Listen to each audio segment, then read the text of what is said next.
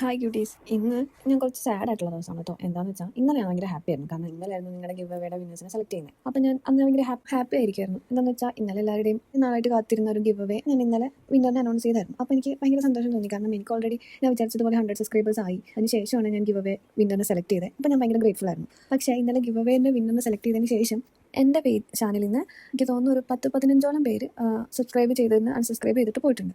ഈ give away എന്ന് പറയുന്നത് ഒരു ലക്കി അല്ലേ. ഇവിടെ കിട്ടിയില്ല എന്ന് വിചാരിച്ച് ഇറങ്ങി പോകേണ്ട ആവശ്യമില്ലല്ലോ. സങ്കടം കൊണ്ടായിരിക്കും എന്നറിയാം, എന്നാലും ഞാൻ പറയുക അടുത്തതിന് കിട്ടുമെന്ന് വിചാരിച്ചുകൂടായിരുന്നു. ഇറങ്ങിപ്പോയപ്പോൾ എനിക്ക് കുറച്ച് സങ്കടം തോന്നി. കുഴപ്പമില്ല, അവർക്ക് അവരുടേതായ കാരണങ്ങളുണ്ടാവുമല്ലോ.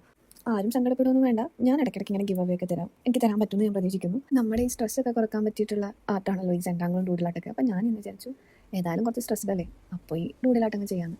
ഇത് വലിയ ബുദ്ധിമുട്ടുള്ള ആട്ടൊന്നുമല്ല, ആർക്ക് വേണമെങ്കിലും ചെയ്യാം. ഏത് ബിഗിനർ വേണമെങ്കിലും ചെയ്യാം.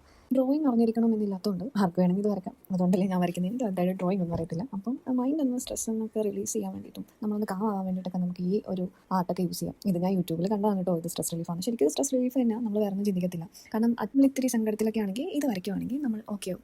അപ്പോൾ എങ്ങനെയുണ്ട് എൻ്റെ ഇന്നത്തെ സെൻറ്റാങ്കിളായിട്ട്? ഇഷ്ടപ്പെട്ട ലൈക്കും കമൻറ്റും മറക്കണ്ട. സബ്സ്ക്രൈബും ചെയ്യണം. Thank you so much for watching. By.